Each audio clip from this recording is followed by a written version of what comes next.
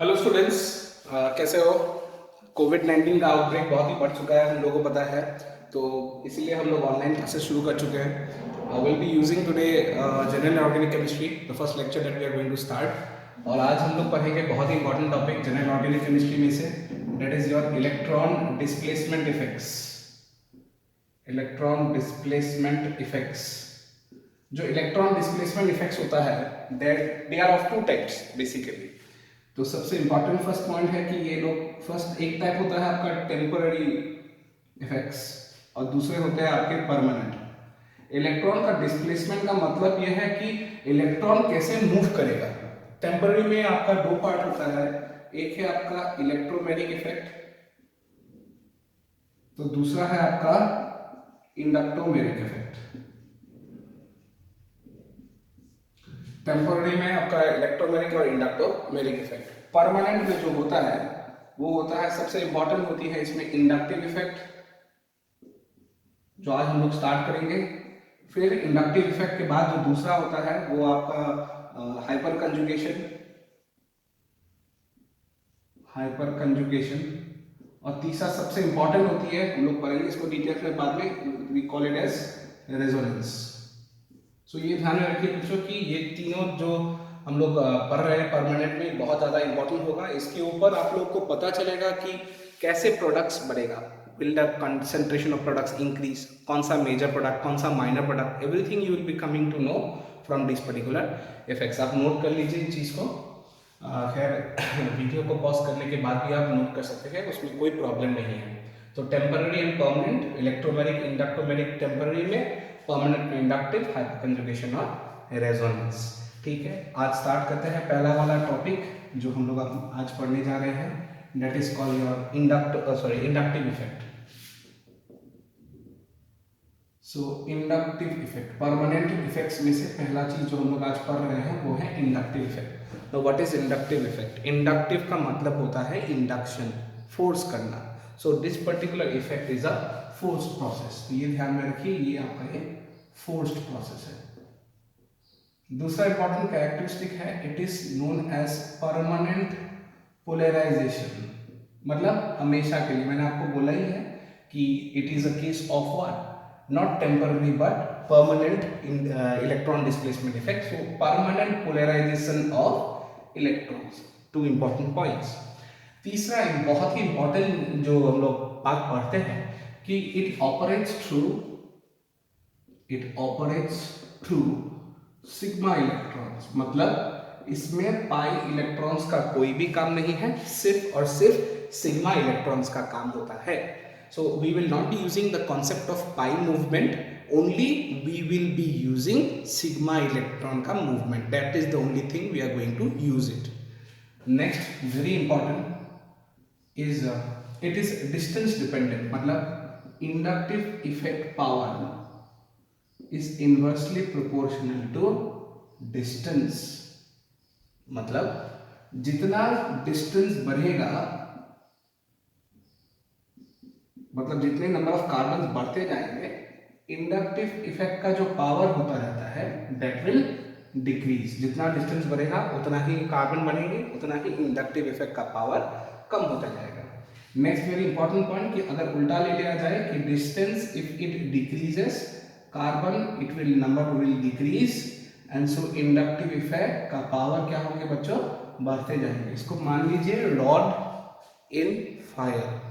Rod in fire का मतलब क्या है कि मान लीजिए ये पूरा आग का एक बोर्ड है, this board is completely off fire, और मैंने ये पेन ले लिया, ये इसको हम लोग रॉड ले लेते हैं, इसको मैंने यहाँ पर छू दिया, I have touched it.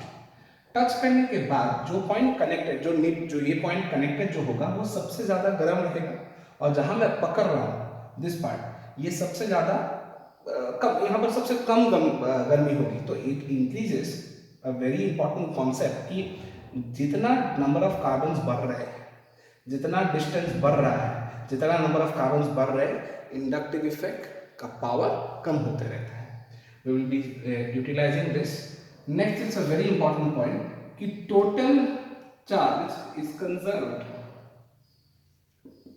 Total charge is conserved very important point, यहाँ पर total positive charge negative charge ये बढ़ता नहीं है, कम नहीं होता, टोटल चार्ज हमेशा कंजर्व रहता है। बहुत ही इंपॉर्टेंट एक पॉइंट बताने वाला हूँ, this inductive effect is a continuous pattern. ऐसा नहीं है कि कंटिन्यूअस पैटर्न का मतलब ये है कि ये ऐसा नहीं है कि it's not like resonance. Resonance में क्या होता है, ऑल्टरनेट होती है, एक में हुआ तो दूसरा में नहीं हुआ, तीसरे में हुआ तो चौथा में नहीं हुआ, तो that is alternate. But inductive effect is not like this, inductive effect is direct continuous manner, और जहां पर एक बार हुआ वहां पर हर कार्बन के ऊपर ही वो दिखाना शुरू करेगा। आप लोग नोट कर लीजिए, ये बहुत इंपॉर्टेंट पॉइंट्स है।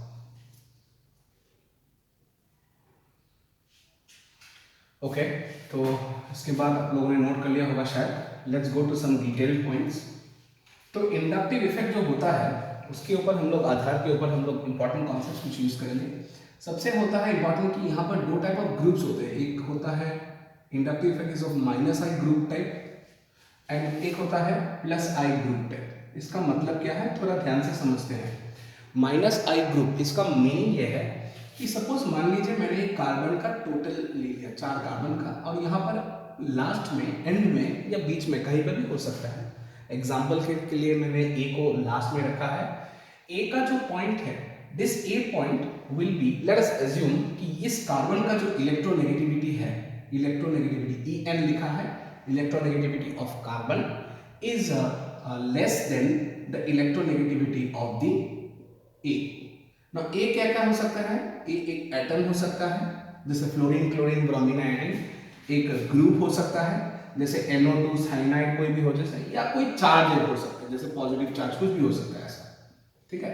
तो यहाँ पर मान लीजिए मैंने पॉजिटिव चार्ज ले लिया, तो in this case what will happen, आप बताइए कि इलेक्ट्रोनेगेटिविटी किसका ज्यादा है। मैंने बोला कि ए की ज्यादा है, इस कार्बन से इसका इलेक्ट्रोनेगेटिविटी ज्यादा है। इसका मतलब ये होता है कि this A atom will be pulling this electrons, ये जो सिग्मा इलेक्ट्रॉन्स है ये इसको पुल करने के लिए शुरू करेगा, it will try to pull the electrons. मतलब इसके माथे के ऊपर क्या चार्ज आएगा, एक पार्शियल नेगेटिव। यहाँ पर ध्यान में रखें, पार्शियल चार्ज का इंपॉर्टेंस है, प्योर चार्ज नहीं। तो पार्शियल नेगेटिव चार्ज आया, यहाँ पर क्या आएगा, पार्शियल पॉजिटिव चार्ज।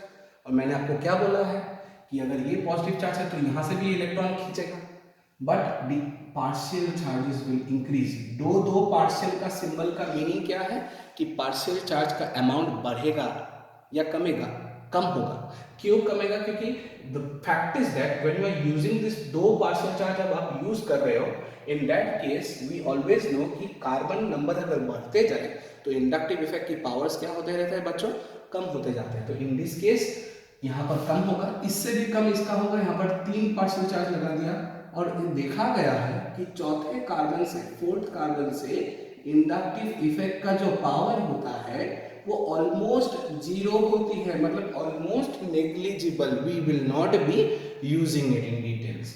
तो अब पता चला कि ए ग्रुप के कारण, ध्यान से देखिए, ए ग्रुप के कारण ये जो पूरे कार्बन की चेन थी, इसमें इलेक्ट्रॉन की अमाउंट या पॉजिटिव चार्ज क्या हो चुका है, बढ़ चुका है, या इलेक्ट्रॉन का अमाउंट क्या हुआ है, खाली कर चुके हैं। So in such cases, A will be known as electron withdrawing group. Electron withdrawing group, जिसको हम लोग कभी कभी माइनस आई बोलते हैं। So electron withdrawing groups are known as what, minus I effect groups. और कभी कभी शॉर्ट में हम लोग EWG भी लिखते हैं। EWG मतलब इलेक्ट्रॉन विड्रॉइंग ग्रुप, मतलब pulling group, this is pulling. Plus side में एग्जांपल ले लेते हैं, एक वैसा ही कार्बन चेन ले लिया यहाँ पर, लेकिन इस बार क्या की, इलेक्ट्रोनेगेटिविटी ऑफ कार्बन जो था इससे ज्यादा है। जो ग्रुप लगा हुआ है, बी जो ग्रुप है, वो बी क्या हो सकता है, एक एटम हो सकता है, एक ग्रुप हो सकता है, या एक चार्ज हो सकती है। तो यहाँ पर मैंने मान लिया नेगेटिव चार्ज हो सकती है। तो बी एटम या ग्रुप या नेगेटिव चार्ज जो भी आपके साथ कनेक्टेड है, इसकी इलेक्ट्रोनेगेटिविटी सी से कम है, मतलब इस बार कौन इलेक्ट्रॉन खींच रहा है, सी। तो इसके ऊपर क्या चार्ज आएगा, प्लस चार्ज, क्योंकि इलेक्ट्रॉन का डायरेक्शन इस तरफ, पिछले बार डायरेक्शन किस तरफ था, इस तरफ, इस बार डायरेक्शन किस तरफ है, इस तरफ, सिग्मा इलेक्ट्रॉन सिर्फ पाई नहीं। तो when we are using such cases, ये यहाँ पर क्या चार्ज आएगा, पार्शियल नेगेटिव, लेकिन नंबर ऑफ कार्बन्स बढ़ते जाए तो इलेक्ट्रॉन विड्रॉइंग या इलेक्ट्रॉन डोनेटिंग ग्रुप की पावर क्या हो जाती है, कम होती रहती है। ये हम लोगों ने 2 पार्शियल लगा दी, यहाँ हमने 3 पार्शियल लगा दी and slowly it will decrease. तो such type of groups B के लिए क्या हुआ है, चेन में क्या है, इलेक्ट्रॉन डेंसिटी बढ़ गई या कम हो गई, बढ़ा दिया ना।